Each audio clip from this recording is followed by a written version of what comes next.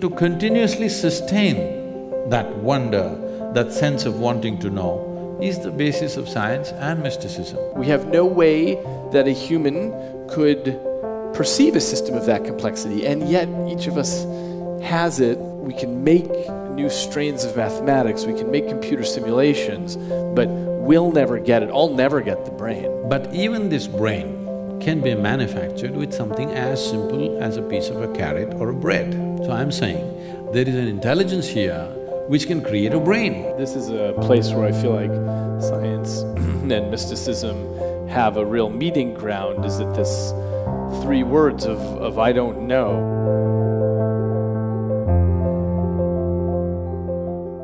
Jananam sukadham maranam karunam milanam maduram smaranam karunam. Good evening, everyone. I said good evening. Tell us about that chant. The chant, these are certain types of invocation. In the sense, the distinction between an invocation and a prayer is, prayer is an effort to talk to whatever other dimensions that people believe in. Invocation is a way of inciting a certain dimension of who you are for a particular type of activity. So this chant is mainly talking about how birth is sweet, but death is compassion. Because if you cannot die, that's not a good thing, you know. We don't want to die right now, but suppose you cannot die at all, what do you do with it? It'll become a serious problem. Though birth and life is very sweet, death is a great compassion if it comes at the right time. Meeting and mingling is very sweet, but memory is a great compassion. And if one transcends the process that we refer to as time, then the whole existence is compassion for you. That's what the chant is, I mean, generally saying. So I'm very interested in the intersection of our worlds, science and mysticism. I thought we live on the same planet. Well, we'll see. So I go into the lab every day and I study how the brain, which is encased in silence and darkness, how it constructs our reality. And the reason we know that this has something to do with the brain is because if the brain is damaged, even in small ways, your reality changes. And if you take drugs or alcohol or other sorts of things, viruses in the system, your reality can change. So I'm interested in finding where our perspectives overlap in this, because your interest is, one of your interests is also understanding reality, how we perceive it, how it's individualized to us. So can you tell us about that? There is existence outside, and there is you or me as individual human beings. We have not seen the world. We know it only the way it's projected in the firmament of our minds. When we say mind, in English language, mind is just one word and supposed to encompass everything. But in the yogic terminology, we have 16 parts of the mind which function distinct functions. And there are a whole lot of practices and processes through which one takes charge of these 16 dimensions of mind. These 16, for simpler understanding, can be brought into four sections. The first dimension of the mind is we are referring to as buddhi, or what is generally considered intellect. It is the intellect. I think modern societies, particularly modern education, has become too overly focused on the intellect. Aristotle, you know. I'm not talking about your boy. Because of… we got too engrossed in… we got too mesmerized by our own logic, and we have invested too much in human intellect, leaving out the other dimensions of intelligence that functions within us. When we say intellect, it is the logical realm of what's happening in our minds. Or in other words, in your intellect, you can't make your intellect agree 2 + 2 is 6. It has to be 4, otherwise you'll think it's crazy. So, it's factual, it grasps the facts of life and assimilates and makes an analysis of that and lets us penetrate through the world. Or in other words, intellect is like a knife. The sharper, the better. Knife is an instrument which is used for cutting things open. So this is one way of exploring the world, by dissection. This is how, you know, at least in high school you must have dissected something. Maybe an earthworm or a cockroach or a frog, I don't know how far you went. This is one way of knowing things, you definitely grasp something, but you never grasp the intrinsic nature of life by dissection. So there are other dimensions of intelligence, and another aspect of the intellect is the second dimension of the mind, we call it as ahankara, which in English language would translate as the identity. What is the identity you have taken? Your intellect is always a slave of your identity. What you identified with, it is only around that it functions. Simple things.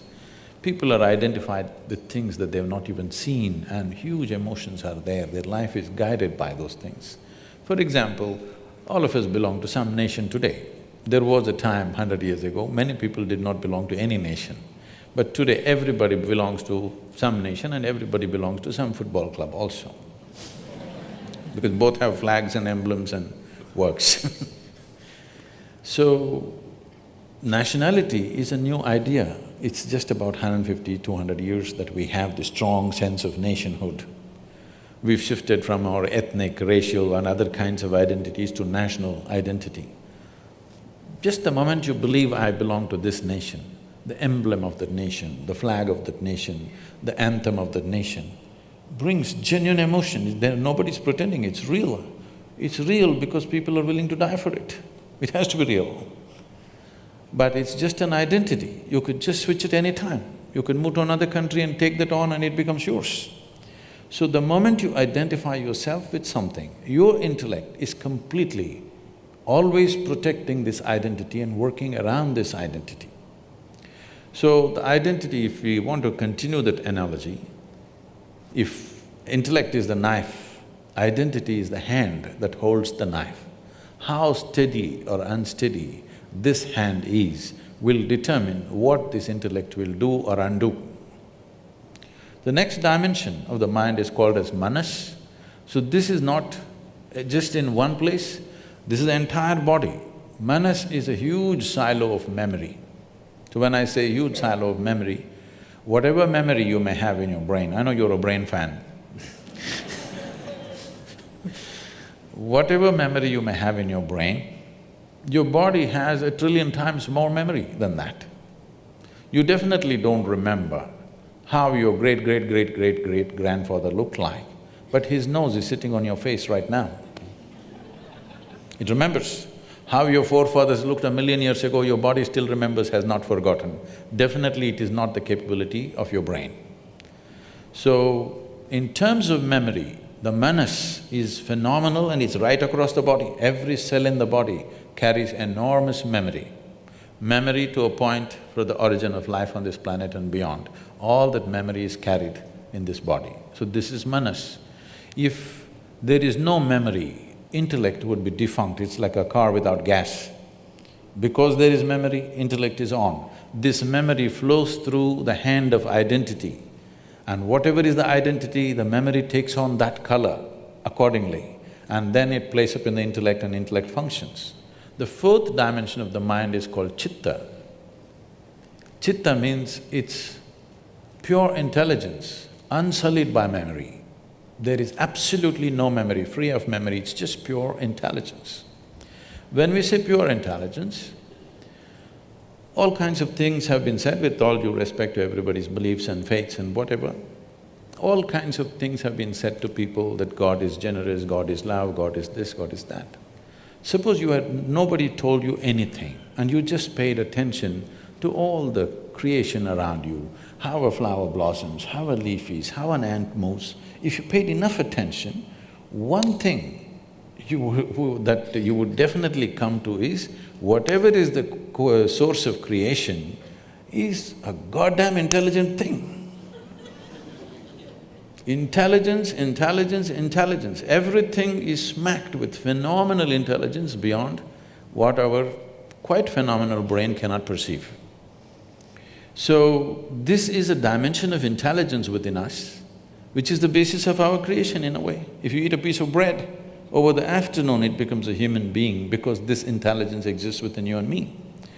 So, if you touch this intelligence in a very mischievous way, the yogi or the yogic culture says, if you touch your chitta, if you touch this dimension of intelligence, then divine becomes your slave.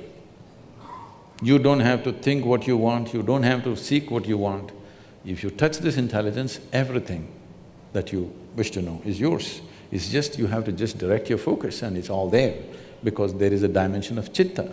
Every human being might have accidentally at some point touched this, which makes suddenly one spark of magic in somebody's life. This is because they've touched this dimension of intelligence unconsciously. Now, the question is only about how to get there consciously and to stay there. So, these aspects of the mind are not entirely located here, it is right across the system. I kind of think this is the endeavor of science, is to take the intelligence all around us and across our system and try to understand the principles of that. It's a way of going out and trying to understand the blueprints around us in a way that can be made conscious. And we've made lots of progress that way, and we've walked on the moon, and we've cured lots of human suffering that way by viewing this deep intelligence, which I totally agree with you about, as something that we can make understandable, take it from the ineffable to the effable. And that's part of it's part of what's maybe the biggest part of what's made our world what it is today. If I can intervene, when you say understandable, that means we can put it into the parameters of logic. What if there is a dimension of intelligence within you which does not fit into the parameters of logic? Trying to fit everything into the parameters of logic means the surface intelligence, which is the intellect, which is our survival mode. If we don't have an intellect, we wouldn't survive in this world. What is a survival instrument? We are trying to put all dimensions of life through that, and it has to pass through that sieve. That will completely skew the process. I would want to know that the things that are available to the intellect can't encompass the intelligence of a flower and of a birth and of a body and so on. I take the point that there may be limits to our intellect, but I don't know where those limits are. And I don't know how to guarantee that there are borders there beyond which there's something else. See, science has done incredible things in the last 100 years, no question. Our life is the way it is today. The comfort and convenience that all of us are enjoying is essentially because of the outcome of the scientific endeavor on the planet. There's no question about that. But at the same time, the limitation of science is we are trying to touch a dimension which is beyond physical nature with a physical stick. Something that you and I had talked about before is this issue of time perception. It's one of the things I study in my lab, and I was mentioning to you that I think it's one of the most stubborn psychological filters we have, by which I mean time seems to be a construction of the brain because we can easily manipulate it in the laboratory, so you think something lasted longer or shorter or something happened in a different order. And there are many physicists like Einstein who were very clear on this point that time doesn't actually exist, but we're trapped inside of it. And so this is an interesting example of using our intellect to sort of come up against a glass wall and say, you know, there seem to be things past this wall, and it's impossible for me to know what it would be like to be free of time, for example. See, time is a very relative experience. Every human being would know this in some context. On a particular day, if you are very, very joyful, 24 hours passed off like a moment. On another day, you're depressed, 24 hours seems like a eon. They say how long a minute is depends on which side of the bathroom door you are.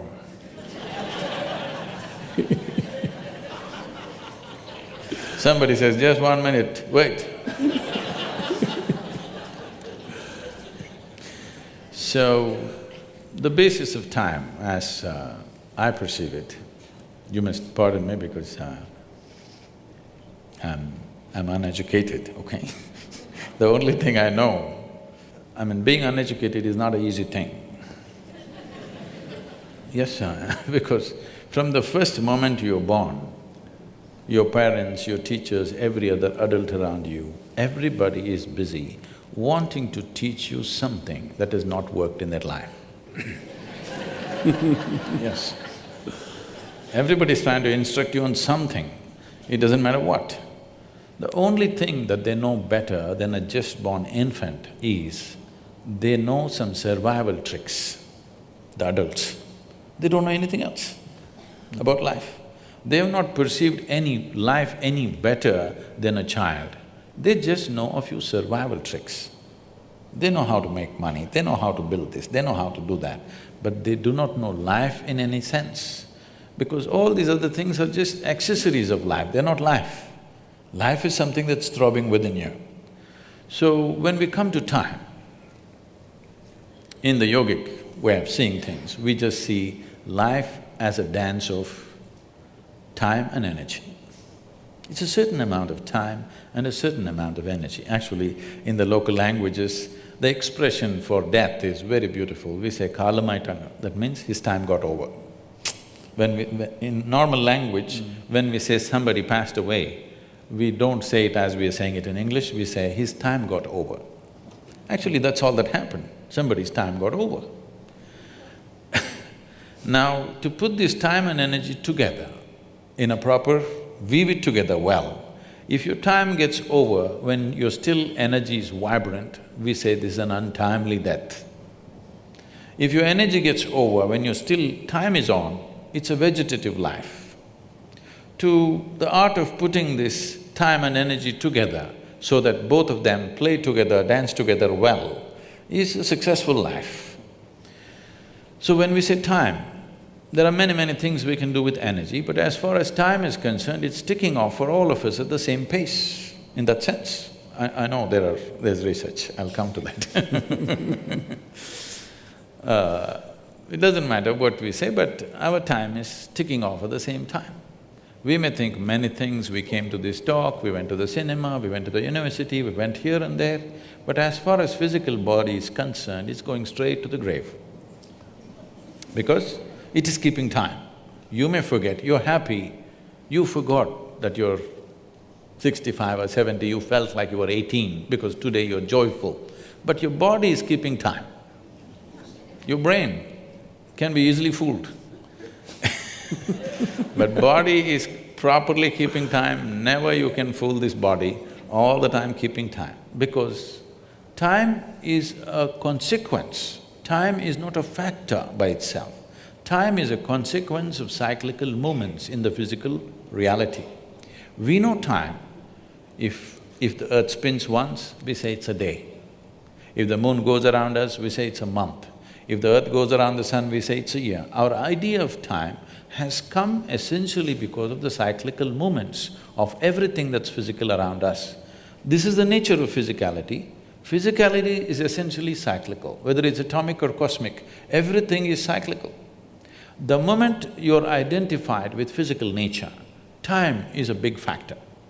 If you dissociate yourself with your physical nature, if you sit here and if you have a little space between you and your physical body, because what you call as my body is an accumulated process. It is something that you accumulated, it's just a piece of the planet. If a little space comes between you and your body, suddenly time is not a factor. To such an extent, we have any number of people, this may be very difficult for a Western audience to digest, but I have seen yogis who have not moved from the place they were sitting for over 6 months, 7 months, just in the same place. By any normal standards, your body should not survive that.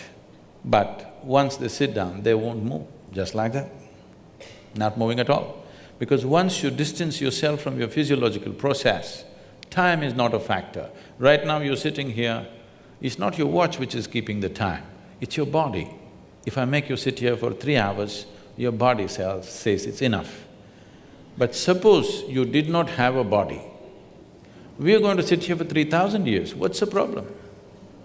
So essentially, because of your rooting in your physical platform, which you call as the body, which you built over a period of time, from the accumulations that you gathered from this planet, that is the basis of experience of time.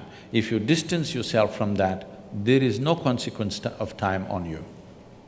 What is the you that can be separated from the physical? Is it a fact that you gathered your body over a period of time?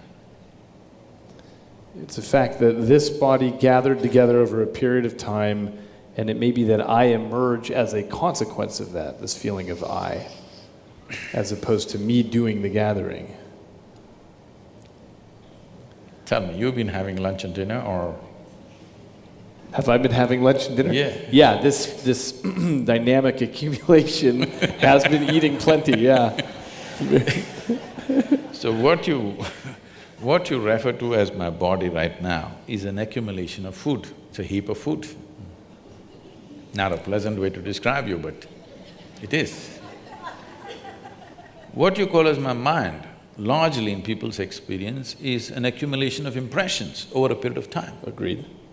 So, if you have to gather this much of impressions and this much of body, something more fundamental must be there, isn't it? Houston, Texas is an accumulation of roadways and buildings, but we wouldn't say that Houston was there and then gathered the You are not a roadways. piece of geography. You are not a piece of geography, are you? Well, I may be exactly that, a physical being. I'll tell you why, from my perspective, that seems like a possibility. It's because we're across the street from the world's largest medical center, and every day there are thousands of people there whose geography is changing because of Alzheimer's or stroke or tumor or traumatic brain injury, and who they are changes. It doesn't seem like there's something fundamental that outlasts damage to the tissue. See, you're talking about thought and emotion. The biggest mistake we have made is, we have given too much significance to human thought. Whatever you think is only happening from the limited data that you have gathered, yes or no? Agreed. Yes. So the data that you and me have gathered, however big we may think it is, in terms of the cosmos, it's minuscule, it's nothing. It's really not of any consequence.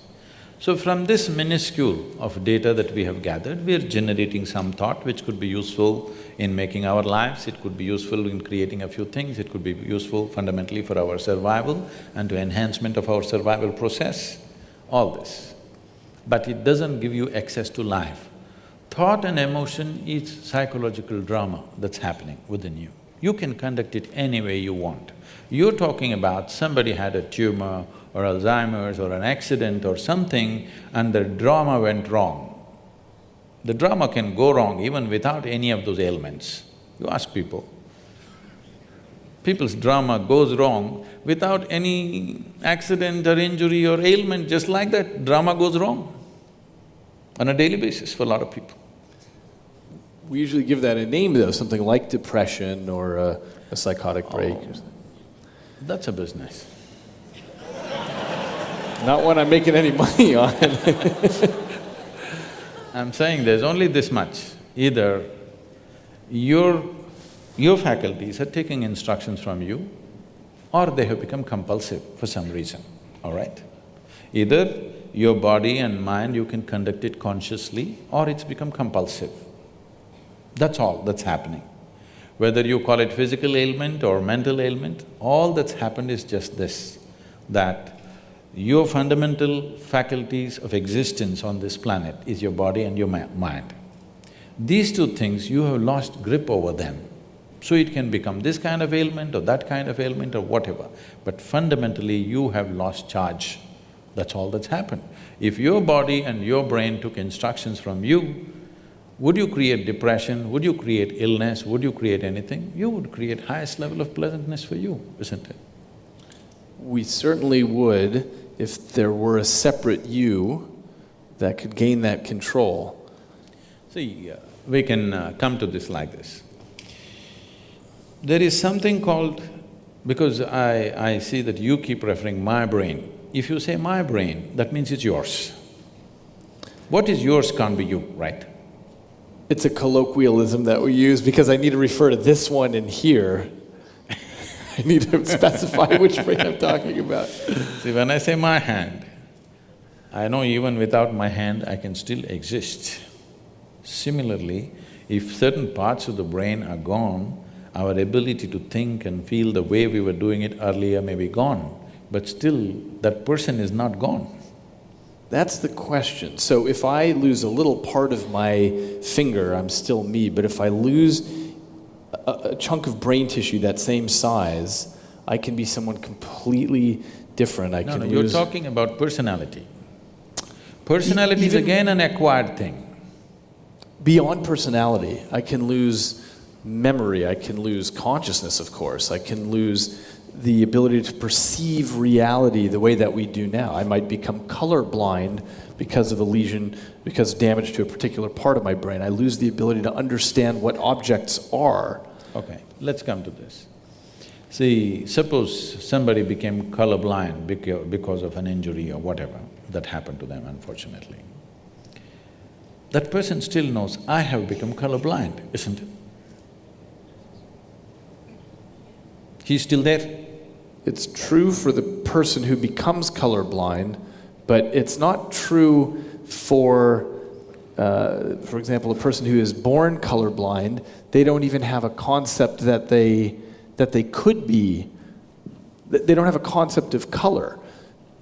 So let's take a person who's born blind entirely. They don't even have a concept of vision. So who's the you for them? Do they…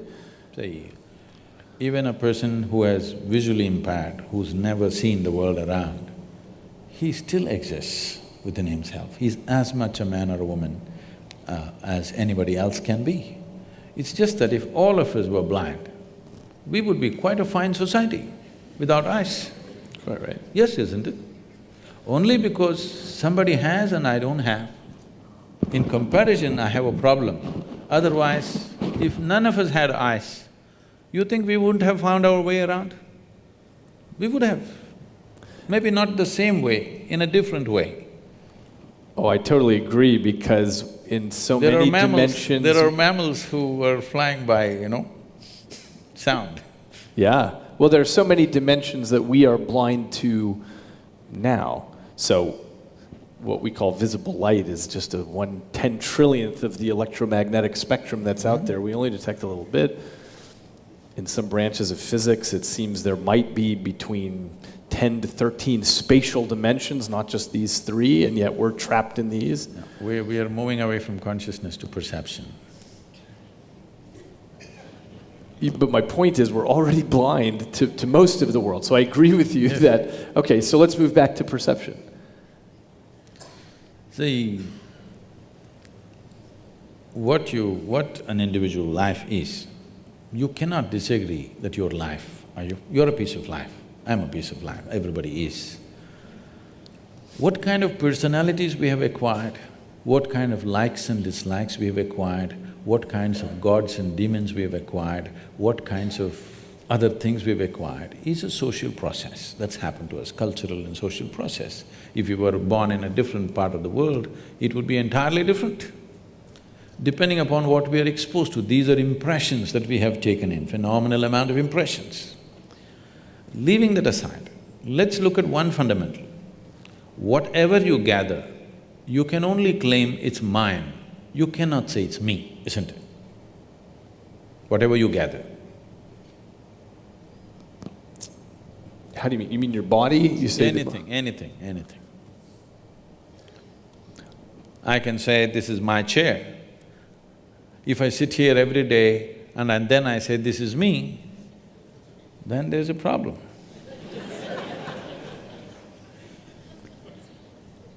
I think there's a possibility that it's exactly what happens, that the stuff that this piece of life can end up controlling becomes me. The reason I think of this as my hand is because it, most of the time, is under the control. My hand is okay, no problem. My hand is okay, me is the problem. What did you say, me? My hand means it belongs to you, no problem with that. When it becomes me, then it leads to a completely distortion of perception. Okay, I think… so you're talking about identity, what you identify yourself as? See, the nature of the mind is such, it is looking for some… because human intellect and human intelligence has broken out of a certain bond which was there for every other creature, that they could function like an automated machine through certain instinctual process. What has happened with the human being, with the process of evolution is, the human being has broken out of that instinctual process and there is an intelligence which has to function consciously.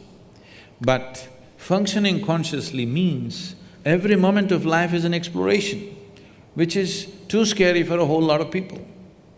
So the best thing is identify with something which gives you some sense of what you are. But this some sense of what you are, which you took on based on your social and cultural backgrounds, what you took on, makes sense for your survival process, but not for explorative process. It doesn't explore life, it keeps you sane, it's a good solace, it helps you to sleep well in the night, but it doesn't awaken a different dimension of knowing, it doesn't awaken the possibility of exploring dimensions which are not yet within you. So if this has to happen, the most important thing is to be able to sit here not identified with anything. When I said, it's so hard to remain uneducated in this world, because everybody is busy wanting to teach you something. This is all I did in my life, to remain uneducated, not to be influenced by parents, by family, by religion that's happening around you, culture that's happening around you, education that people are forcing on you, just to be the way creation intended you to be, simply. See, I may not fit into the university milieu, but I'm okay, you know. Just simply the way you were born. Not tangling up your intelligence to any particular thing, either your nationality or your religion or your race or your creed or your family or any kind of identity or your gender or whatever, simply to be able to view your life just as a piece of life. If one does this, then you will see perception will explode in ways that they have not imagined possible. Now, as a physical body, you're unable to not be influenced by the clothing of your culture, by… No, this is a statement, this is not a compulsive thing. But you don't dress as somebody who's Chinese or an Eskimo or something. When I'm in the North Pole, I will, I think. So you can't help… So from my perspective, there's this issue of brain plasticity, which is to say that we absorb what's coming in. And I think it's exactly consistent with your description about who you are in the end is an accumulation of all these perceptions. There's also the case that we come to the table with some pre-programming in our DNA, which I think is consistent with what you're talking about as the memory of all of your ancestors leading up to this point. But because we are creatures that go around and vacuum in our cultures, and we speak this particular language, and we are males, and we dress in certain ways, it's hard to avoid that. Now, I'm guessing you're going to say, but you don't identify with it. Is that right? See, what is a social requirement is one thing. I just saw you going into the women's room. And you too, by the way. Because that was the only bathroom available. Yes. So, by social norm, you do certain things. Because in the room that we were sitting, there was only women's room. I don't know why they marked it like that. I don't know. So you went in, I went in, every other male went in, only the female did not go. So now what you do for the norm that exists so that you don't collide into situations is one thing. What you identify with is another thing. So the moment you identify with anything for that matter, starting from your body to everything else, what is your body is the limited body, what you call as family is a larger body, what you call as community is a much bigger body, what you call as a nation is a much bigger body, what you call as humanity is a much bigger body. This is how human identities go. People think it's better to be identified with a nation than to be with an individual when there is a war or when there's some situation. People think it's better to be identified with the whole humanity, but any identity limits you. It takes away the fundamental possibility of what this life is.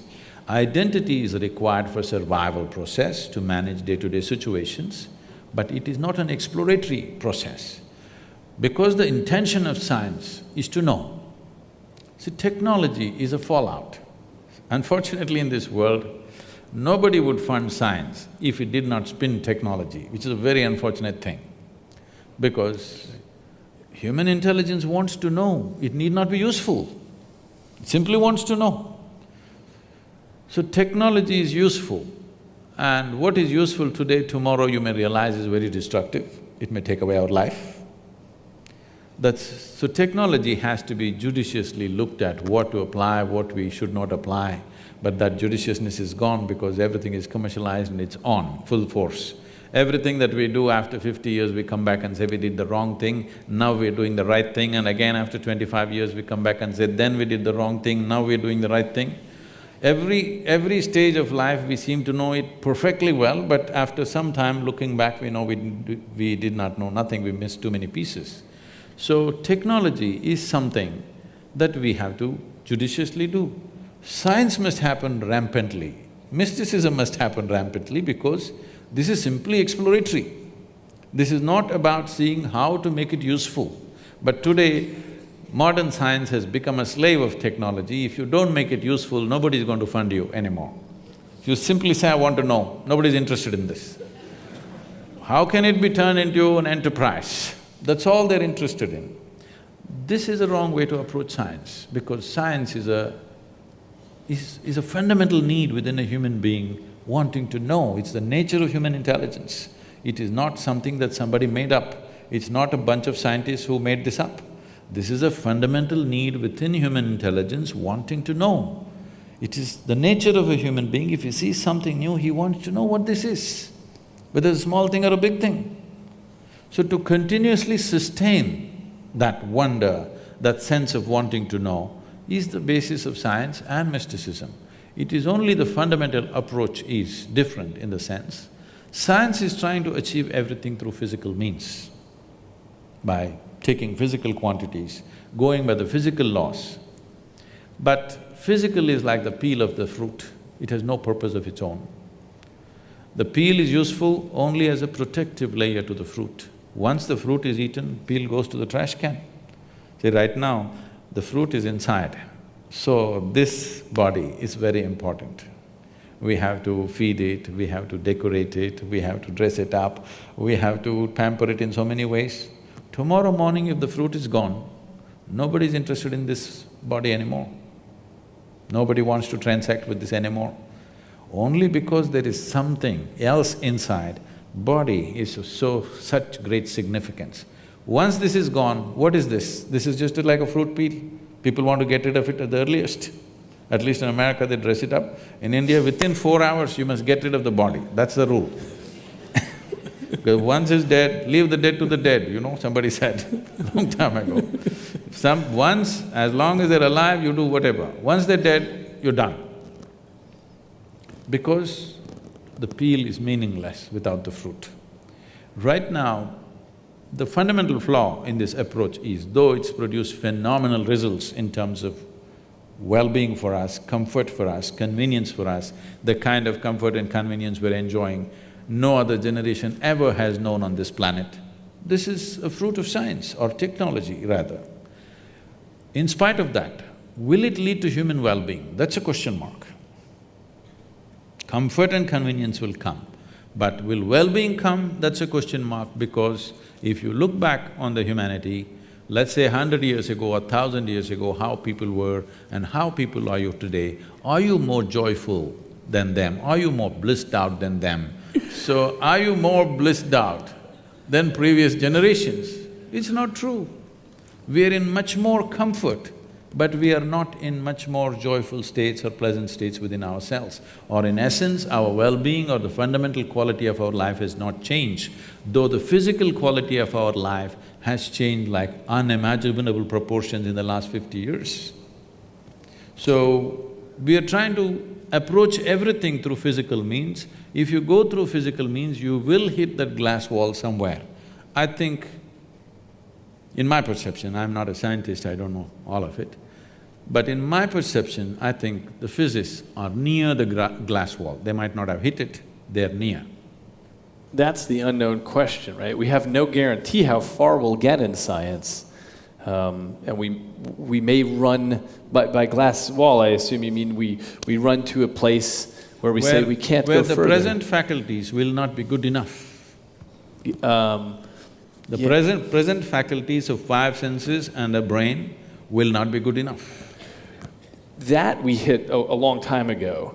So for example, things like quantum physics, you can't understand it, but you can write it down in equations that make predictions accurate out to 14 decimal places. So we think it's pretty good, and we can build new things out of it, that we can see things much smaller and much farther away than we ever could before. We understand the wondrousness and the subtleness of everything around us much better than we did before. But the actual physics, a human can't understand. We just make tools to get where we need to go with it. So we've already hit that point. And certainly it's the case with the human brain, which is made up of almost 100 billion specialized cells with thousands of trillions of connections between them, and every second… I like the way you're saying it with the passion. Like some people are talking about food or something else. I'm a brainy instead of a foodie. You feed on the brain. Yeah. But the reason it's easy to be passionate about it is because it's a system of such unimaginable complexity that it bankrupts the language. We have no way that a human could perceive a system of that complexity, and yet each of us has it. There's this 3-pound organ that we're carrying around, but we've already hit that point a long time ago in science where we realize we can make new strains of mathematics, we can make computer simulations, but we'll never get it. I'll never get the brain. All I can do is take the way that you explained the 16 aspects of the mind, you simplified it down to 4. The best I can do is take the thousands of trillions of connections in the brain and make some cartoony model that my impoverished intellect can sort of get a sense of. They're building a simulator, brain simulator, Yeah. Andrew Markram is busy building this simulated brain. all that is fine. We are looking at the physical mechanics of what's happening. The complexity of what's happening is beyond the physical mechanics. See, looking at the physical mechanics of the brain, the neuronal function and the electric…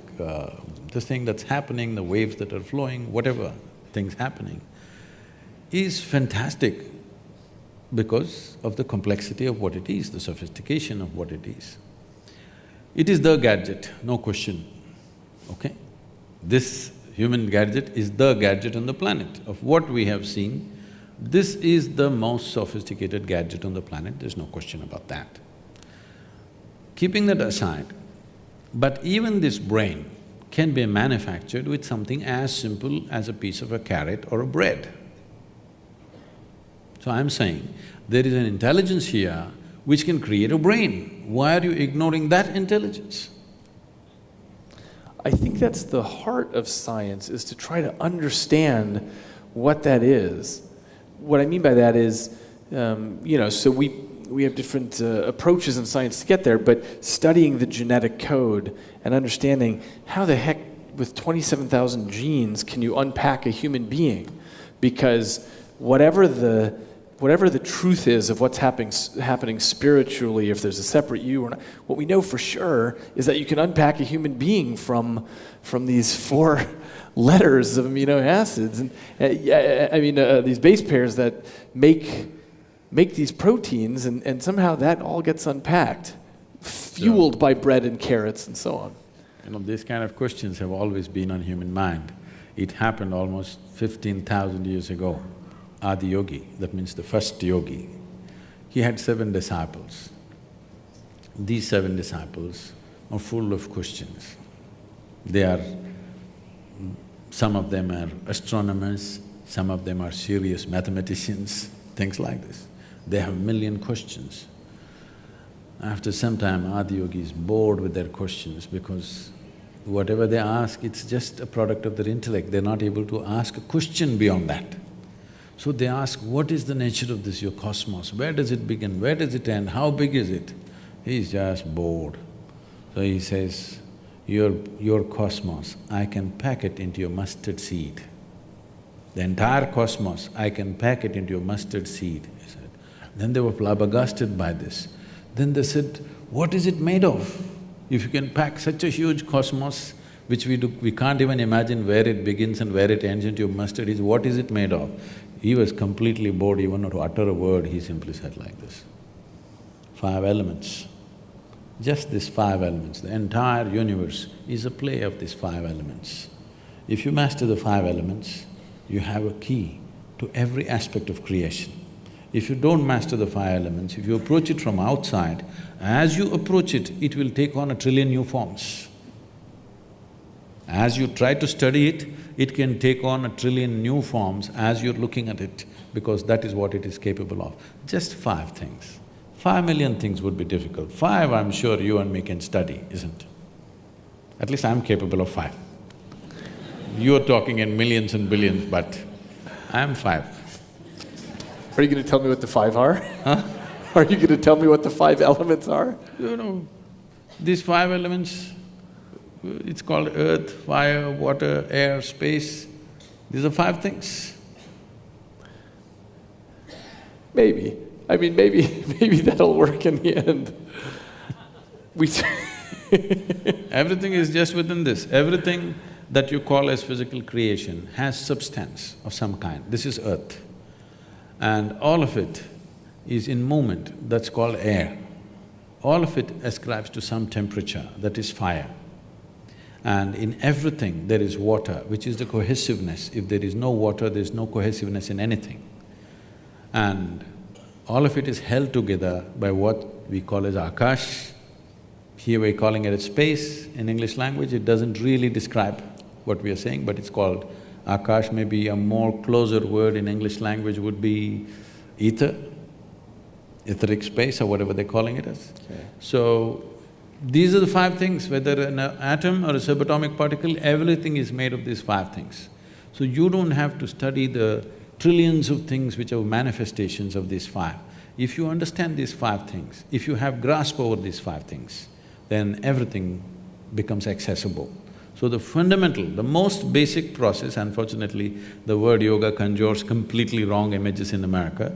The most fundamental aspect of yoga is called bhuta shuddhi. This means cleansing of the elements so that you can feel them separately in your own system. This very body is 72% water and 12% earth, 6% air, 4% fire, remaining is space. If you take charge of these things, what you need to know, everything that is life is here, because modern physicists are saying, as you sit here, every subatomic particle is in communication with the rest of the cosmos. If it is so, you just have to become alive to it. You just have to become receptive to it. Rather than going around the cosmos and studying, if you sit here, it's reverberating because the nature… I think there is some constructional theory, something coming up in California, I don't know, you must be acquainted with these things. I blurbed the book actually on the back. So fundamentally what they're saying is, whether it is the smallest thing or the biggest thing, everything, the fundamental design is same. It is only the complexity and sophistication which is improving.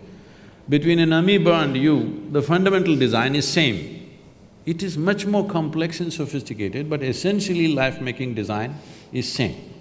So if it is so, the most fundamental materials which make this life and every other physical aspect of what we see in this creation, if we know the ingredients and how they happen, then you have a key to every aspect of life. But if you try to study the creation itself, as you study, they will multiply into billions and trillions. It seems it might depend what your goal is. So if you want to create a drug for cancer or build a helicopter, you need to do something with those five elements or break the world. So it's not about exploration, it's about utility. What is the use of life? Let me ask you a question. I would love to know. I've wondered that question. And I get it that science isn't getting me there. I mean, I've been in science my whole adult life, but I don't know. I get much more towards that question when I read literature, which was my first love before I went to science. So I take the point that science doesn't help me on that front at all. What would you say? I've wondered what the point is. No, when we're looking at everything as… see, right now, this is an unfortunate reality which is… doesn't agree with my aesthetics of life. Right now, science has moved from an exploratory process to an exploitative process. If you see an atom, how to use it. If you see a bacteria, how to use it. If you see an elephant, how to use it. If you use a whale, how to use it. Of course, the next thing is if you see a human being, how to use them. This is where it's going. Everything, how to use it. This is not what life is about. You may get to know how to use every damn thing, but still, life won't get any better. If you know how to keep this one, life will get better, believe me. If you just know how to sit here blissed out, life will get better. I see that point. Let me ask you, I'm curious what you think is reality out there, because I think you and I come from the same perspective that we're very limited in what we can actually see, and that an animal would see reality differently than you and I might see it differently also. If one of us has synesthesia, and so when we hear music, we see colors, things like that, then we might have very different realities. So what would it be like if you could get beyond the physical trappings? See, language can go only thus far, whether it's science or literature. It can go only that far. When you speak any language, it must make logical sense. If it does not make logical sense, people are leaving right now. Yes, because language has this… language is deeply enslaved to the fundamental logic which is a product of our intellect. Without it, we could not speak. So now you're asking about something which is not going to be logically correct. So I am not willing to make a fool of myself here, talking about something that's not going to make sense to them right now. But we will talk about it in a different way. This happened. Adiyogi had a family, the first yogi. So, some disciple of his from South India carried a basket of mangoes. Have you tasted the Indian mango? Yeah, Indian mango? I've been to India, yeah. Okay. So it's during this season right now, unfortunately I'm in America. This time of the year, mango is the only religion in the country. Everybody is head to toe mango, okay? So, mangoes drive us crazy. In southern India, we have over 200 varieties of mangoes. So, different days they want to eat different types of mangoes and they want to cook mango, they want to… everything is mango, okay? People have come up with facial creams, mango creams and everything. So somebody carried a basket of mangoes and came all the way to Himalayas to offer it to their guru.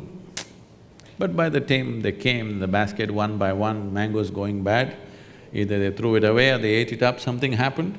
By the time they came there, only one mango was left. One beautiful South Indian mango. I'm talking about it like you talk about brain.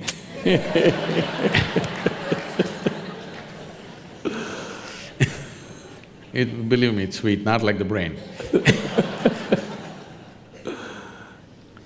So now Adi Yogi has a wife and 2 children, 2 boys. Now one mango is not like an apple, you can't cut it into half and give it to 2 people. It can only be eaten like this, you know.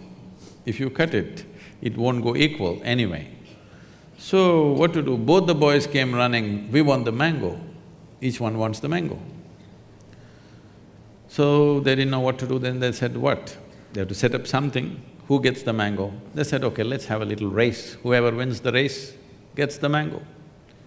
Because these are Adi Yogi's children, it's not a 100-meter dash. They said, whoever goes around the world 3 times first, they will get the mango. So the younger boy immediately set off, racing around the world, wanting to make 3 rounds, and he went away. The older boy was a little obese. He just sat there. He didn't move, the parents were surprised. Then they thought maybe he's given up on the mango. The young boy wants to get it, he's running, this boy has given up. But this boy sat there for some time, then he got up. He went around his father and mother 3 times and said, mango. They said, what, you didn't even run? What do you mean? The race is about going around the world. He's going around the world, I went around my world. You are my world, I've gone around, I deserve the mango. They couldn't argue with this logic, so they gave him the mango. He ate.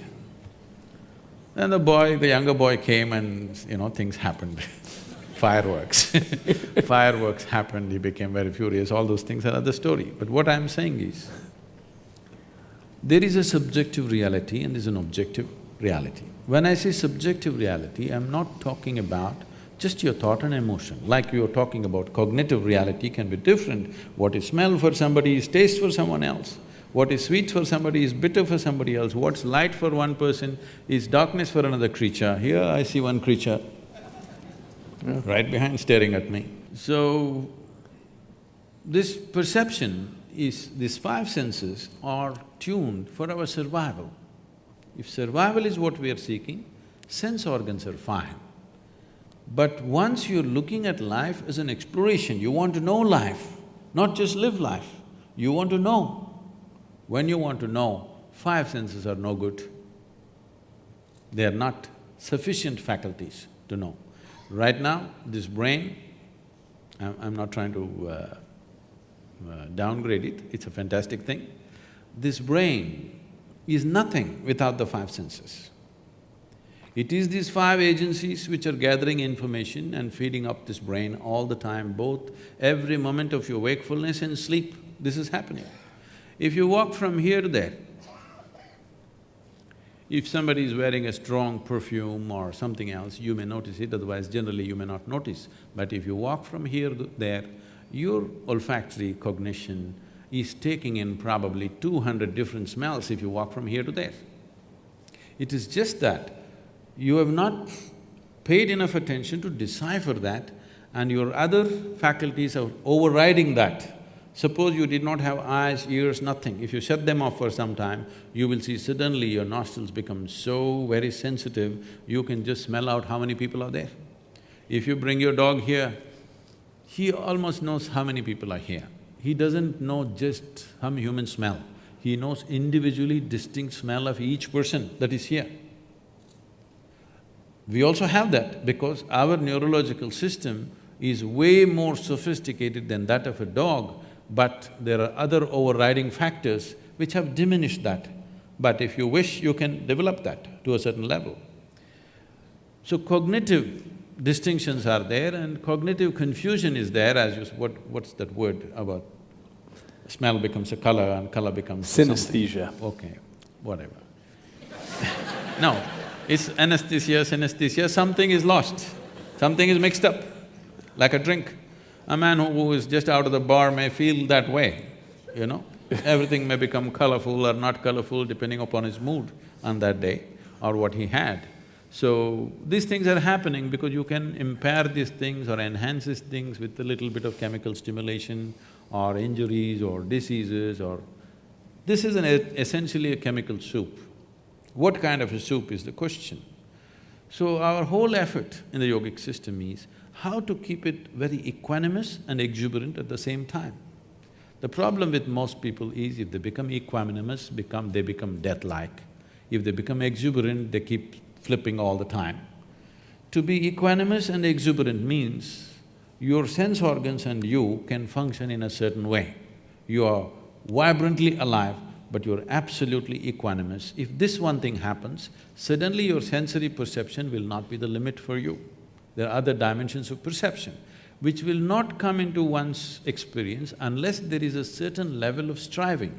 For example, 200 years ago, I heard 97% of United States population was illiterate. Today, probably almost 100% literacy in the country.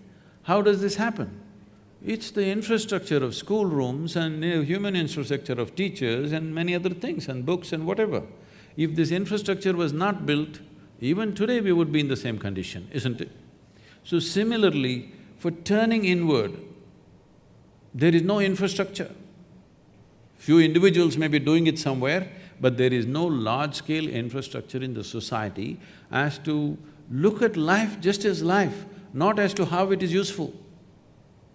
Life need not be useful, it's a phenomena beyond our use. It is a phenomena to be experienced. We have come here to experience life, not to use life, isn't it so? Hello? We have come here to experience life, not about how to put this to use. This is not a work donkey.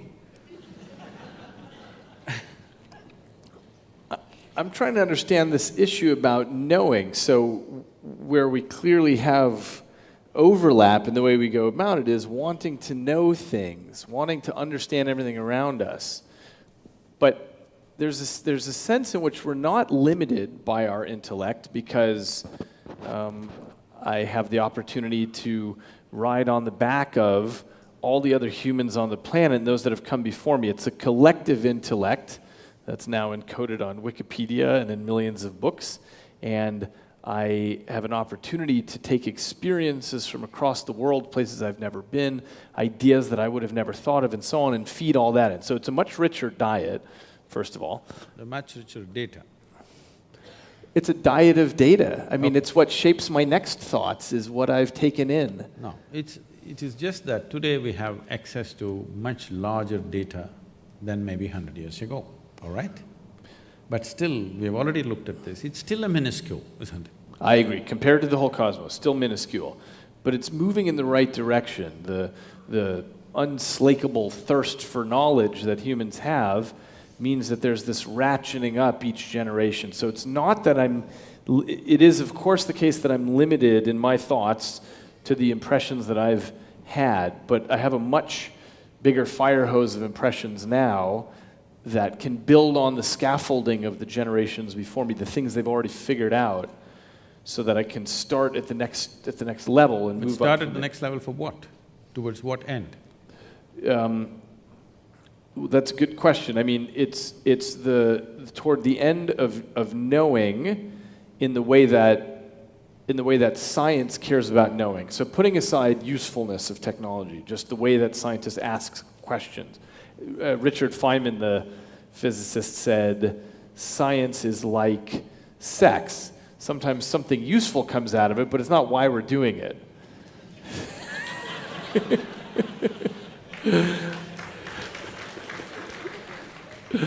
So it's a way of knowing, and it's a collaborative way of knowing, where we link arms across space and across generations as well to try to get somewhere.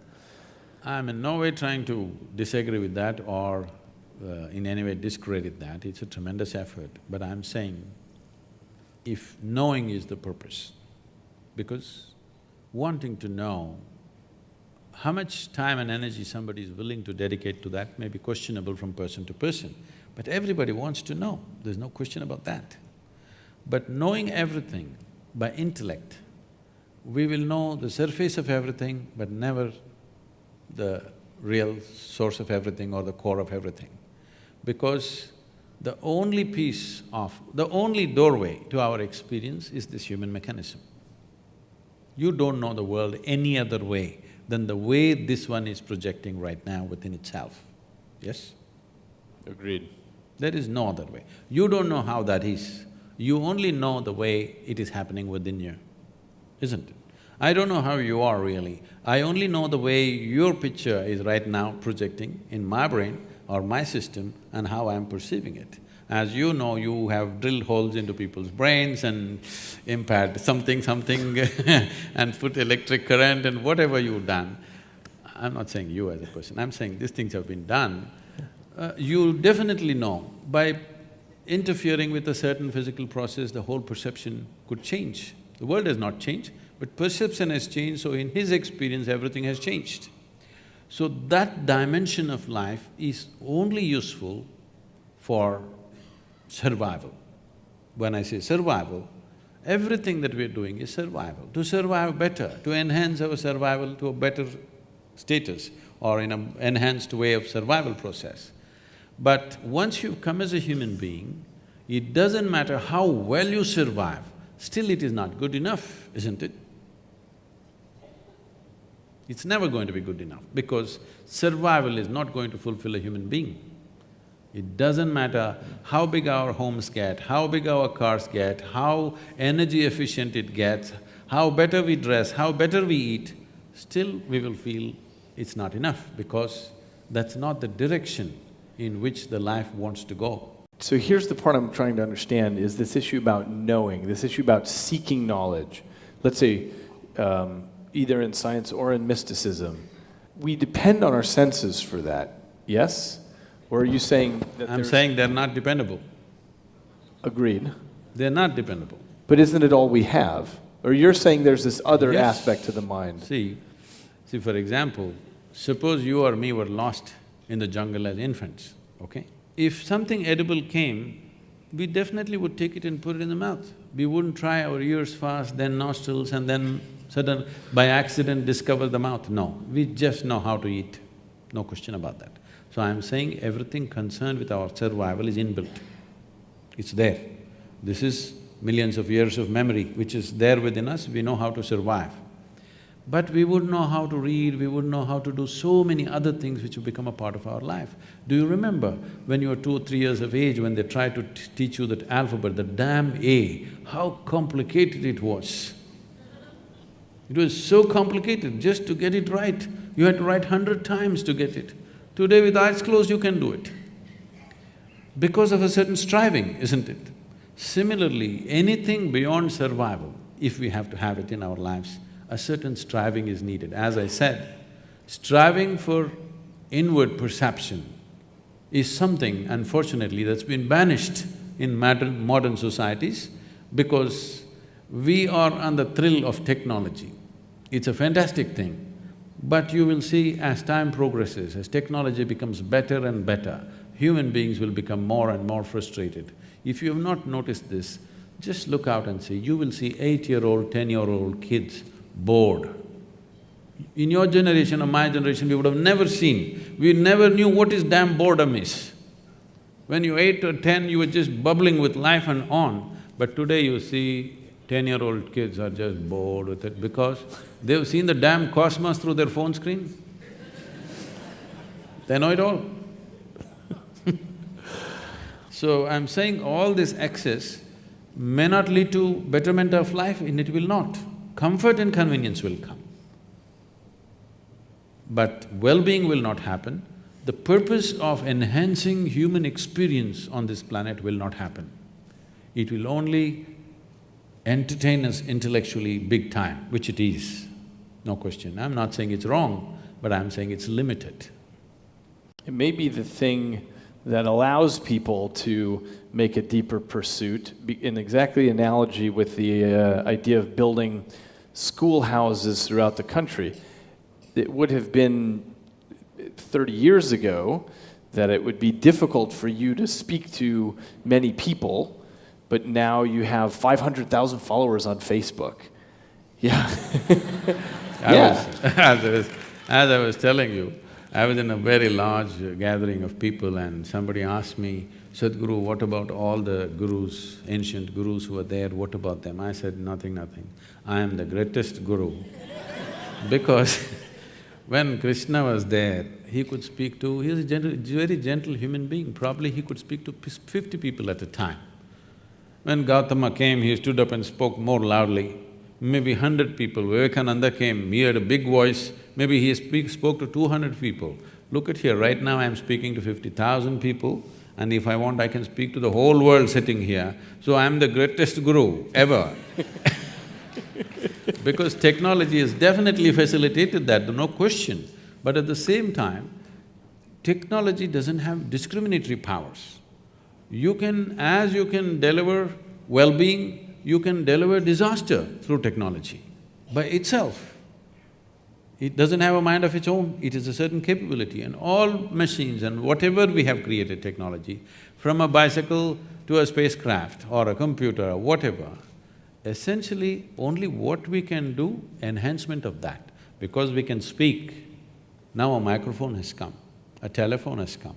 Because we can see, a telescope has come, a microscope has come. Only what we can do, we are enhancing it with various machines and gadgets we are creating.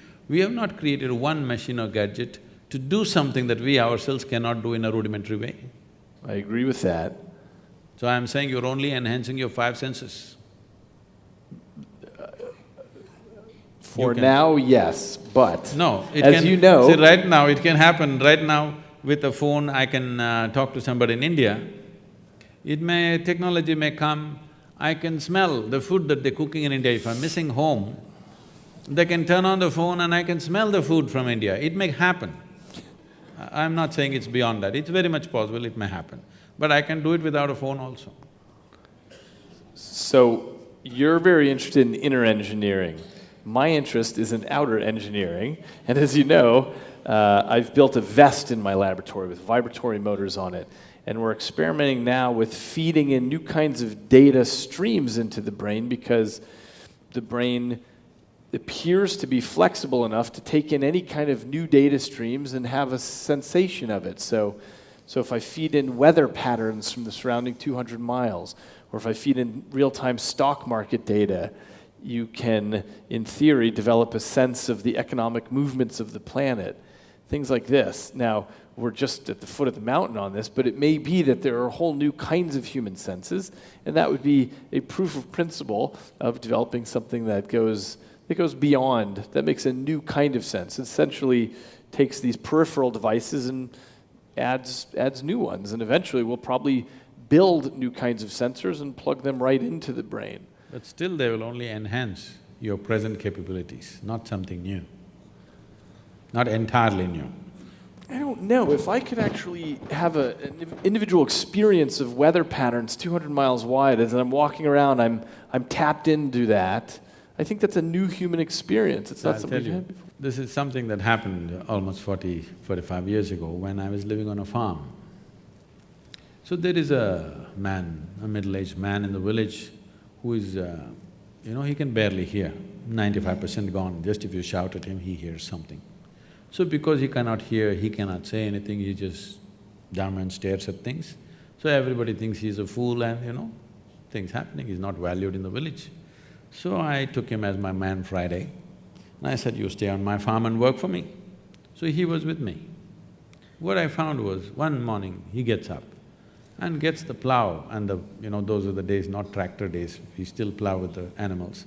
So he gets the animals and the plow ready. I said, what are you doing? He said, I'm getting ready to plow. I said, where are you going to plow? It's dry. He said, it's going to rain today. I look at the sky, it's clear sky. I said, nonsense, where is it going to rain? He said, no, it's going to rain. He simply sits there like this, because no social communication, he can't hear. He simply sits there like this the whole day. If there's no work, he just sits in one place unmoving. And he just knows, and you won't believe it'll rain. The day he says it'll rain, it will rain. Then I sit up, okay, I'm doing all this yoga, I'm not getting this guy. So I sat there day after day, turning my hand like this, trying to feel this, trying to feel that, feeling the earth, looking up, looking down, everything. I applied myself for 18 months. And today, in tropical climate, with my eyes closed, I will say, today it's going to rain means 95% it's going to rain. It's just a keener observation of everything, that's all. You just… because he could not hear, he just sharpened the other aspects so much, he just knows when it'll rain, and always, bang on. Maybe he had one of my vests on. Possible.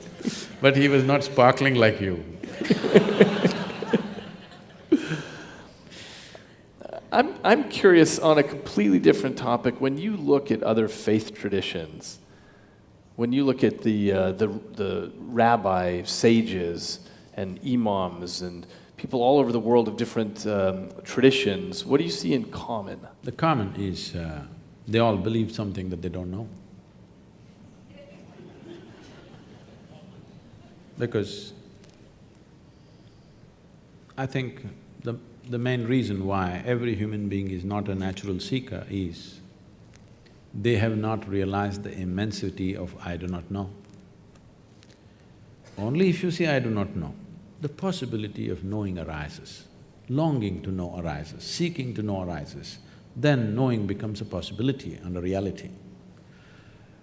Everything that you do not know, if you just believe, you destroy the possibility of knowing altogether. But belief is something that builds confidence into a human being, makes him far more sure-footed than others. But confidence without clarity is very disastrous, both for the individual and the larger humanity and the planet itself. See, suppose… let's say my vision is not clear, it is, but I'm just saying. Suppose my vision is not clear, I want to walk through you, but I can't see clearly, but I'm very confident. You know what a disaster I will be for you, all right? If I understand my vision is not clear and I don't have this foolish idea of confidence, then I will walk gently. I'll seek somebody's help, I'll have some humility to walk through people in a certain way. Otherwise, I will see how to clear my vision, what I have to do for that. But if you have no clarity and you have confidence, it's a dangerous… it's TNT. It's bound to explode on humanity somewhere. It keeps happening here, there. We are just looking at eruptions, small eruptions, but it's bound to happen somewhere large scale. But at the same time, as human intellect is sparkling like never before, for the first time in the history of humanity, more human beings are thinking for themselves than ever before. All these thousands of years, one village or one town with a few thousand people means only one guy would think, others would just take instructions from him. Now almost everybody is able to think. How clearly, how much clarity or confusion is a different thing, but at least they're thinking. As this evolves, I believe in the next 50 to 100 years, as more and more human beings start thinking for themselves, then you will see believing in something will be completely out of vogue. Because essentially believing something means, with all due respect to everybody, essentially believing something means you are not sincere enough to admit that you do not know. We all have to come to this much. What I know, I know. What I do not know, I do not know. This is a fantastic way to be. And I do not know person cannot fight with anybody. That's the biggest thing. I know, always there is a fight. So, all these religious processes which are ended up as religions, at one time when they started as an individual experience for somebody. That person shared his experience with a few people around him, maybe a dozen or maybe 100 or maybe a few thousand he shared. And over a period of time it gets organized and becomes something totally different. So, it has a huge responsibility of handling psychological well-being of the human beings in the sense, see, human beings are psychologically always confused and they don't know where to be, what is their well-being, and for every small thing there is confusion, you know. It's something that I realized when I went to the university. I refused to… I'm sorry, I'm speaking in a university. I refused to sit in the classrooms because it was too uninteresting for me. So I sat in the garden outside under a tree. Once I planted myself there, everybody knew that I am there every day, without fail, under the tree where all kinds of debates and discussions we started, and people started coming to me with all kinds of problems. You know, students having their own problems, their education problems, boyfriend, girlfriend problems, parental problems. As I sat there and heard through everybody's everything, in these 3 years that I was there, I must have heard thousands of people about their problems. It became like a problem point. Anybody has a problem, they come to me. I realized I was the only freako who did not have a problem. Everybody had a problem, which made them normal. I did not know what's a problem. It's not that everything was perfect, but it's just that I didn't view it as a problem. I just saw situations are there, some works for me, some don't work for me. But everybody has a problem. If you really look at it, the problem with humanity is just this. From being a monkey or a chimpanzee to a human being, it's actually a small change, you know. From a chimpanzee to a human being, there is only 1.23% DNA difference, I believe. That's not much, isn't it? We could forget sometime who we are But what a phenomenal change in the intelligence that we have compared to a chimpanzee or a monkey. So the problem is just this, we have a intellect which is sharp and we don't know how to hold it. Whichever way we touch it, it cuts us. All the suffering, human suffering on the planet is manufactured in their own mind. From outside, how much suffering is happening to you, tell me? Nothing much, it's all generated, it's all self-help. This is because this evolutionary process has happened so rapidly.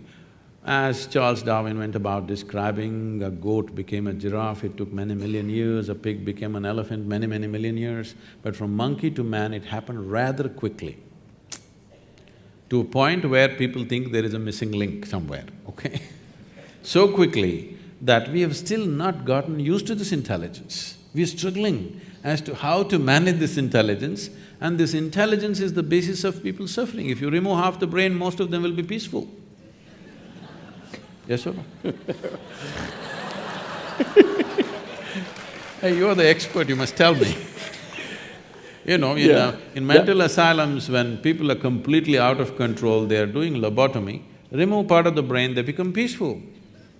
So right now, just to be peaceful and happy is such a huge challenge for most human beings, simply because they're not able to conduct the sparkle of their own intelligence. If they were little dumber, they would be peaceful.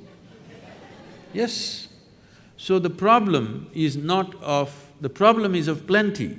The problem is not of paucity, it is just that a certain level of intelligence which we are not able to handle because there is no stable platform. There is an intelligence here for which there is no stable platform. Unless you create a stable enough platform, this intelligence will not work for us, it'll work against us, simply because it's a sharp knife. If you don't know how to hold it, it'll cut you up. Why we do not give a knife to a child's hand is not because knife is dangerous, because child's hand is not steady enough. He could become dangerous to himself or to somebody. So this process of perception and understanding and consciousness, all these things are questions being asked by the intellect. Intellect is always looking at the world only in pieces, in bits and pieces, because all the information that comes to the intellect is coming through sense organs, and sense organs perceive everything only by comparison. Without context, they cannot perceive anything. For example, if I touch this glass, it feels cool to me. It is not that I know what is happening with this glass, it is just that my body temperature is in a certain way, because of that I feel it's cool. If I lower my body temperature and touch this would be warm to me. So sense organs are giving a perspective only in comparison, which is useful for survival. What this means is, suppose you're 6 feet tall, you stand like a tall man, you walk like a tall man, you feel like a tall man, you are a tall man. You went to another society where everybody is 8 feet tall. Suddenly you stand like a short man, walk like a short man, feel like a short man, you are a short man. So I'm saying this perspective of knowing everything by comparison is only useful for survival process. Now that science in its essence is interested in knowing, not about enslaving the world. How to use it is not the question. How to know this is just an intrigue that from nowhere we just pop up and full-scale drama and suddenly we pop out and don't know what. For this we have simplistic answers. Okay, you will go to heaven, okay, you will go to hell, the people that you don't like will go to hell, of course you and me will go to heaven. So these things are there. We are trying to handle our ignorance with solace. Solace is what you're seeking, you must believe something. Belief is a good thing because today modern psychiatrists are here trying to solve these problems that human beings are having with their intelligence, which are turned against themselves. Essentially, all human suffering is their own intelligence having turned against them, that's all it is. So psychiatrists are trying to handle, but they can only handle one client at a time and they need a lot of furniture and all this. But religions and faiths have managed people for a long time, hats off to them for that, because they've given solace and balance to people for a very long time.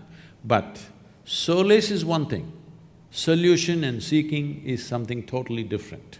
If you're talking about seeking to know, then belief systems are of no consequence. If solace is what you're seeking, yes, you must believe something, because instead of going to weekly psychiatrist sessions, if you simply believe something, everything will just settle down within you.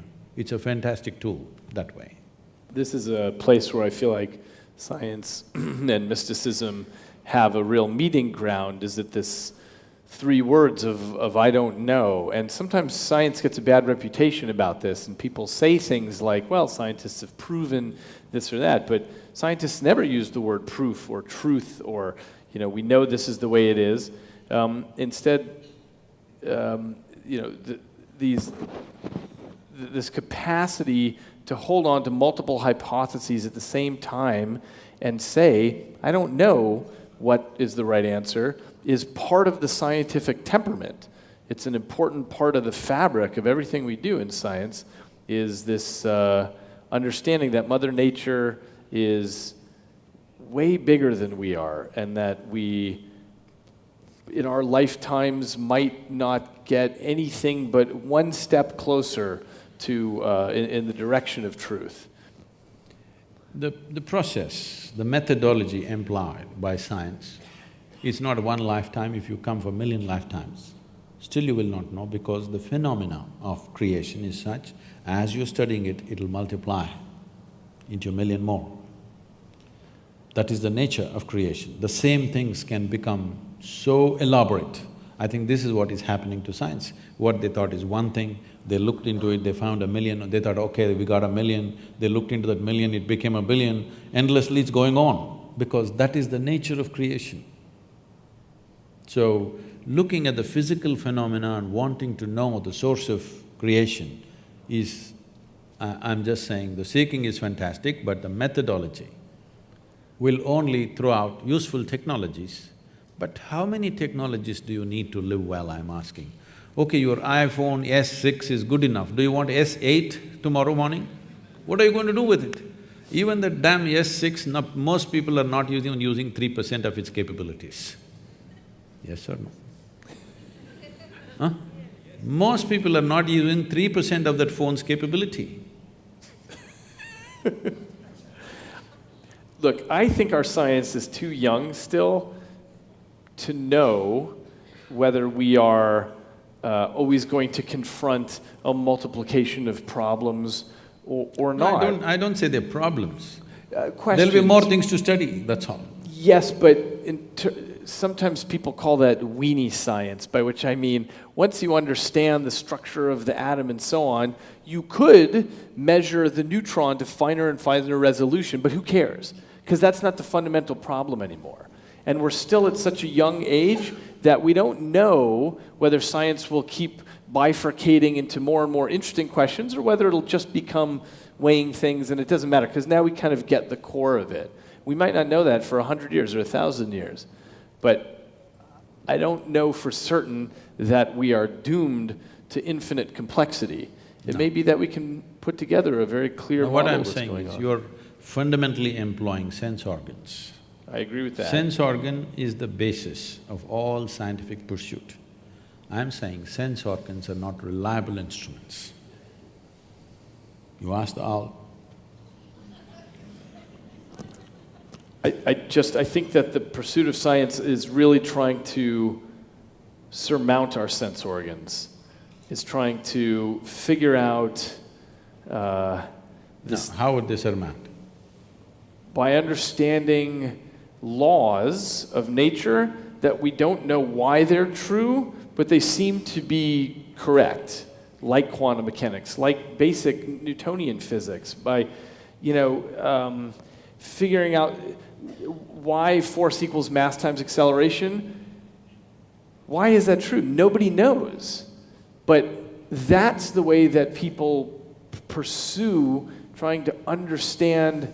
It's a way of reaching into the cosmos and figuring out that there are laws that go beyond my sense organs. I have no way to smell or touch F equals ma, and yet it seems to hold.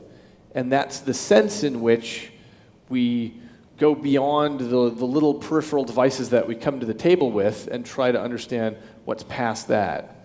It is true that we have to translate things into equations, and equations we might write down or we might hear if we're a blind person. But in theory, that's something that's beyond our basic sensory apparatus. See, we distribute this, just for convenience I'll make it into four, okay? We look at creation as four different dimensions. Sthula, which means the gross physical creation. Sukshma, which means subtle.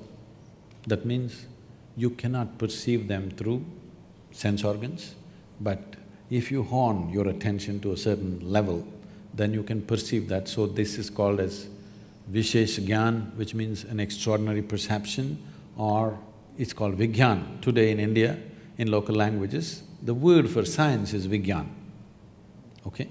That means it's Vishesh Gyan. Vishesh Gyan means extraordinary perception. So we are perceiving things that our sense organs could not perceive, but still they are in the realm of physicality. And all physicality is perceivable through sense organs if they are honed well. If you may not be able to perceive, some other creature on the planet is able to perceive. I think… Yeah, many different creatures Yes. have totally different So slices they're of able their to perceive, ecosystem. that means it's still physical reality. So, what is called as sthula is gross reality, which all of us can see, hear and smell. What is considered as sukshma, still physicality, but so subtle that your eyes and ears are not good enough for that, but if you're willing to pay attention, you can perceive. Then next is called as shunya, which literally translates as emptiness in English, but emptiness is not the word. It is physicality without form. There is no form. All physical has defined form, but shunya means physicality has reached a place where there is no form to it, it's just physical. or its fundamental material of physicality. The next is called as Shiva, which means that which is not. That means that which is not physical at all. So, existence is seen as these four components, and how to perceive these four dimensions. There's a whole methodology. Why I'm saying this is, if only scientists who have pursued things so far into physical reality, if they pay little attention to the most fundamental physicality, which is themselves, if they turn inward rather than constantly looking through a telescope or a microscope, if they spend equal amount of time turning inward, I think something phenomenal could come out of it. For many scientists, the reason they turn outward is as a way of understanding what this is all made out of, which would include understanding something about what a piece of life is. Let me ask you this. When you say, I am a piece of life, you are a piece of life, I hear that and understand it in a particular way, but I want to know what you mean by a piece of life. Because what you drink is life, what you eat is life, what you breathe is life. All this we're gathering, and this is a piece of life, which has acquired a certain level of information, built its own kind of software unconsciously, and its own tendencies and its own character and its own personality, but that's a bubble. It's like if you blow soap bubbles, each bubble has a character of its own. When they burst, the most essential ingredient of the bubble was the air. Where is it? It's all there. So this is all air, and the bubble is a piece of air. Similarly, this is all life. This whole cosmos is a living cosmos. Here, I'm a piece of life. And life has given me this privilege that I can hold this piece of life within myself and experience it as if I am by myself everything. This is a fantastic privilege, but we should not abuse this. And do you see that as being illusory, the idea that you're a piece of life and I'm a piece of life, given that we share atoms, and when I'm breathing out and you're breathing in and so on, we're exchanging atoms, do you see that as an illusion that there is a you and a me, or are we all the same life? See, the thing is right now, all these apps have come and different kinds of softwares have come.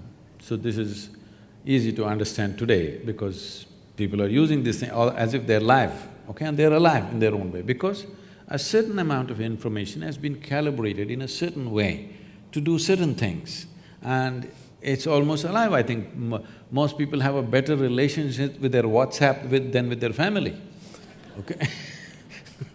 Yes, people are so engaged with it because it has a character of its own, and it's even predicting what's the next word you will type. Which your family cannot do, your friends cannot do probably. So, this is just like that. It has accumulated a certain amount of information. This vast life that's available, around it we formed a bubble. This is my bubble, that's your bubble. What is the content of the bubble? It's the same stuff. But what is the surface of the bubble? My surface is entirely different from yours. And it has its own characteristic, it has its own flavor, it has its own tendencies. So this is an unconscious software that every one of us is building with phenomenal amount of information that we are acquiring as we sit here. The five senses are gathering a phenomenal amount of information that one gathers in 24 hours of time. If you spend 1,000,000 years, you can't process it. That much information we are gathering. This is what traditionally we refer to as karma. It's all twisted out in America, I'm seeing. The word karma, everybody's calling themselves karma now. People are named karma. I heard some people were named karma.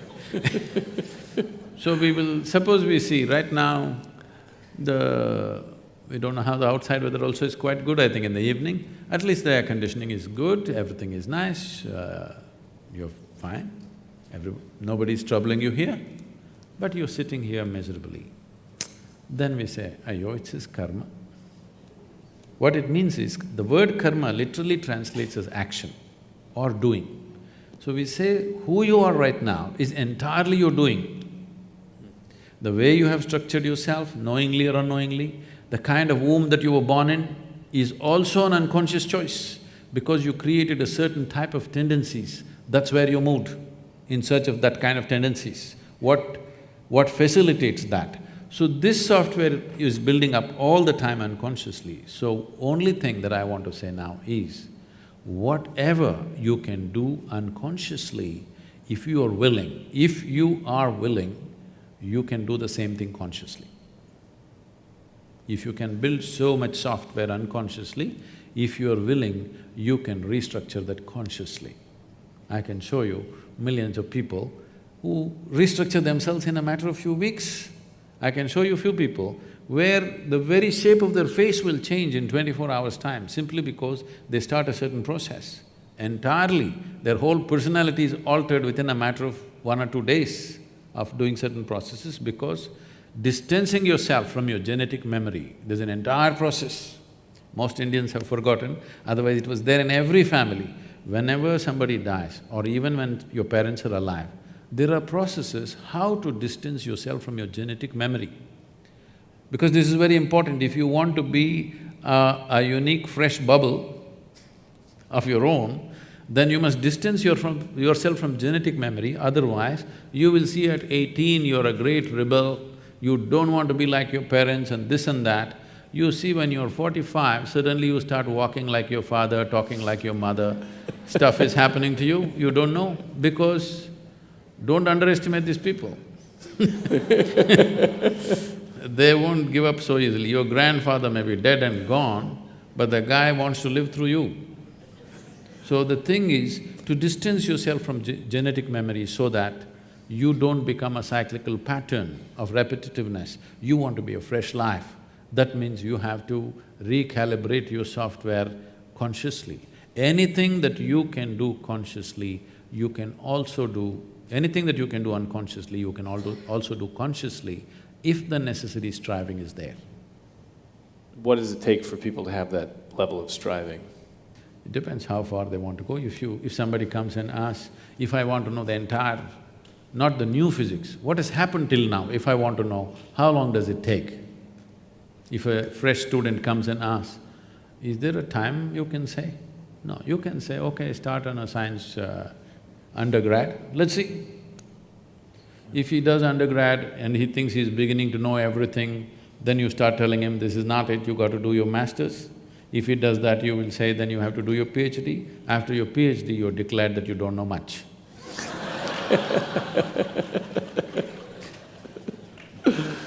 That's right, that's the path of wisdom and science, is learning how little we know. The most basic thing that one can do, how long does it take means, the most fundamental thing is, first of all, to know that there is another dimension of faculty within us, that there's another way of perceiving things, that there is something beyond, not as a belief, not as a conclusion, not as something that is said in some scripture or by some guru or some teacher or whatever, but by yourself to know, beyond this body, beyond this mind, there is something within you.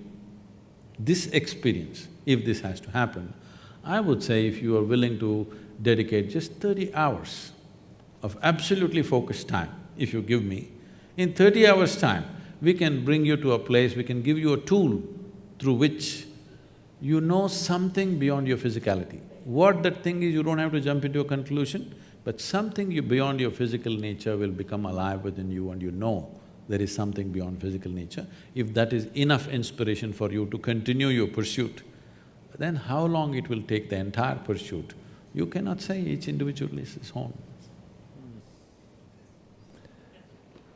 They're saying enough. Okay, I have a message that we're going to go to Q&A now. And Trent, is there a pattern to the Q&A in terms of people getting a microphone, or should they just shout? Okay, I see. There are microphone runners and people will raise their hand. Okay. I thought they were announcing dinner time.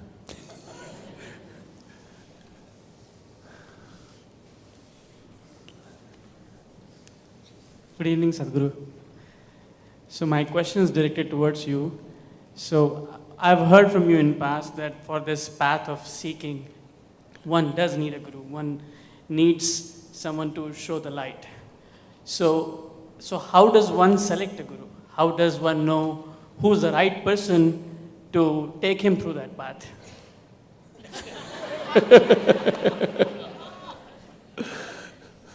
I've got an app for that. Yeah. See, if I give you a torchlight in your hand, it still does not mean you're going to find your way home, okay? A torchlight just shows how you see it, whether you walk the right path, with how you handle this, all this is entirely left to you. But it lights up. The torchlight lights up so that you don't step into a drain or you don't step into a ditch. It lights up the place. But with the torchlight, many people have walked to their death. Yes? So people have. With headlamps on, they've gone crashed, right? So, this is just lighting up the place. What you do is always left to you. So, which is the best light? Today I think LED is doing well. So, who is the best light? It is… you should not make a conclusion like that, who is the best light on the planet. I told you, give me 30 hours. If it works very well for you, if it enhances your life, well, let's try 60 hours. If it works really fantastic, let's try a little more. Let's go in installments. I don't want anybody to be hanging on to me thinking I'm their savior or something. That's not the way to go for it. Experiment with it. If it works, let's put more energy and more time into it. If it works further, let's put more energy and more time into it. I think that's the way to go. Not today coming here and making a decision, okay, this is my man. This is not marriage, okay?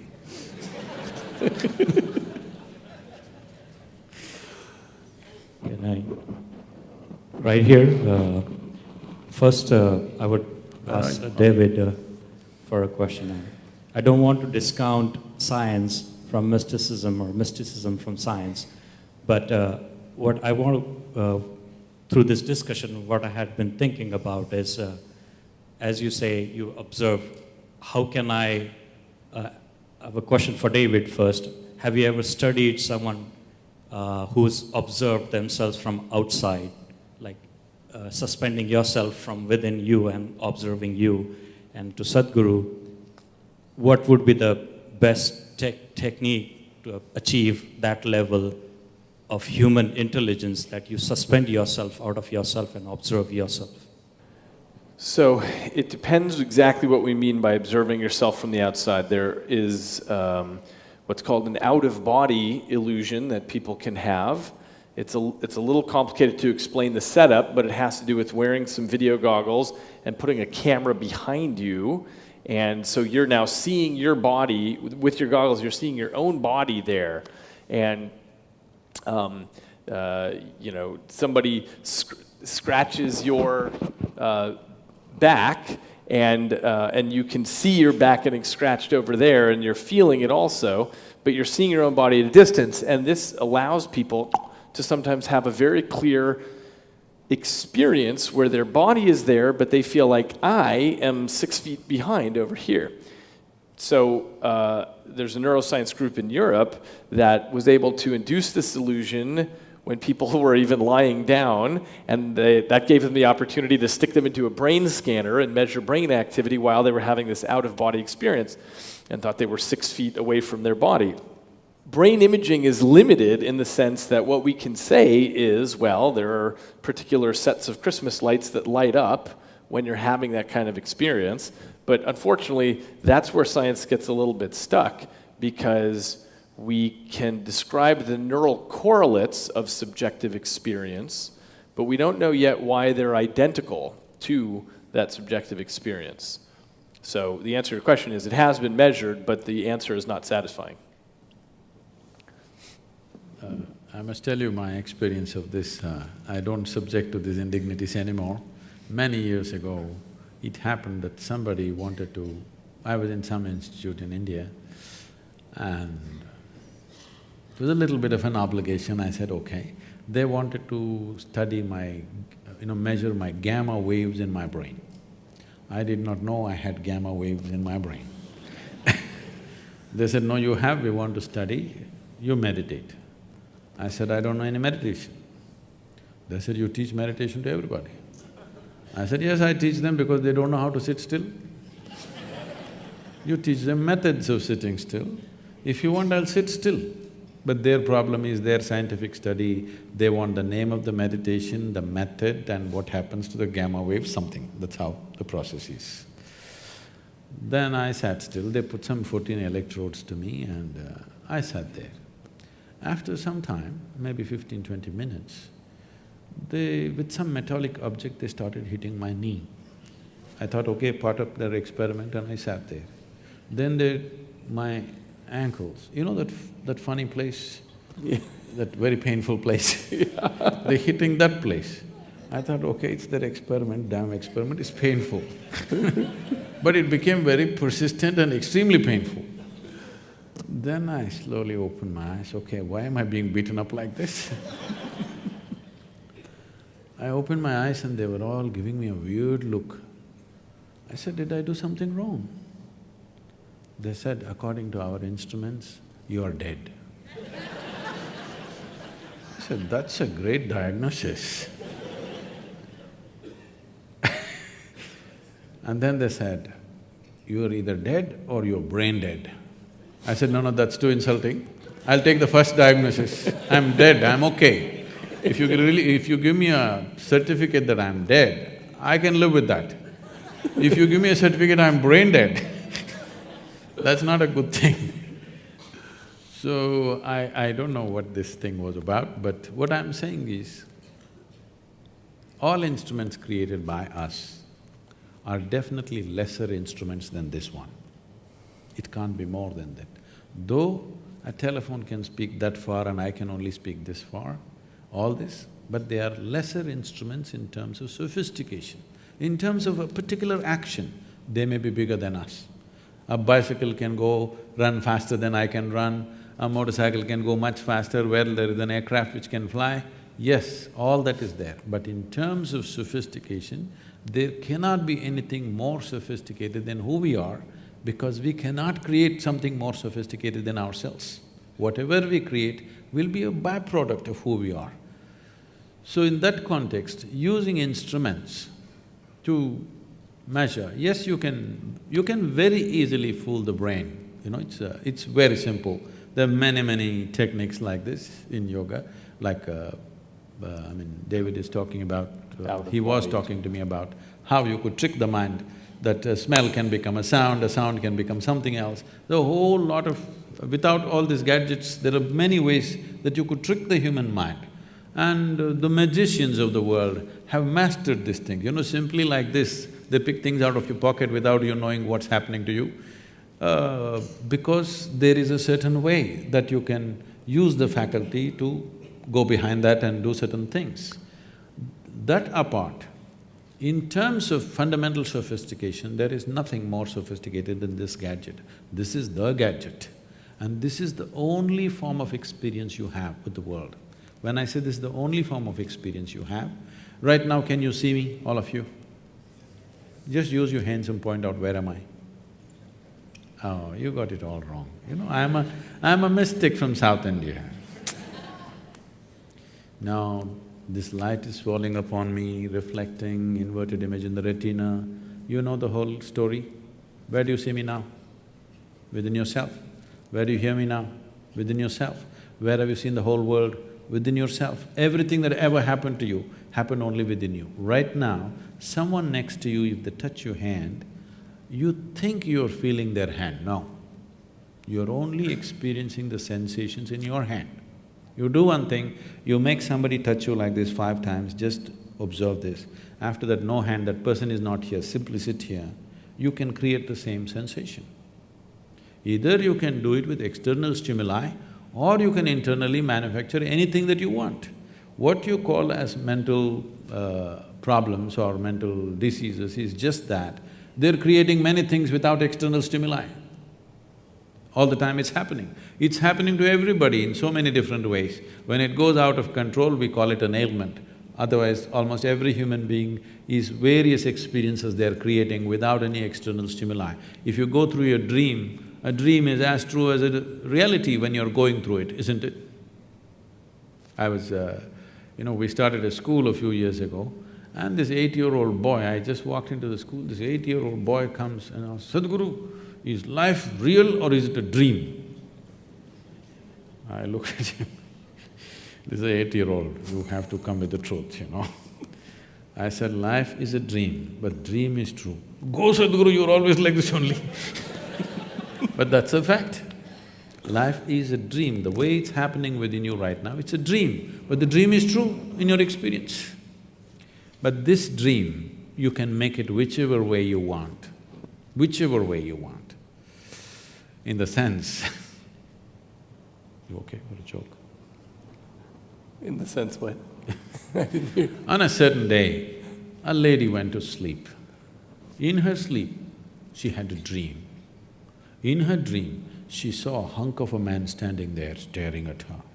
Then he started coming closer and closer and closer. He came so close, she could even feel his breath. And she trembled, not in fear. Then she asked, "What will you do to me?" The man said, "Well, lady, it's your dream."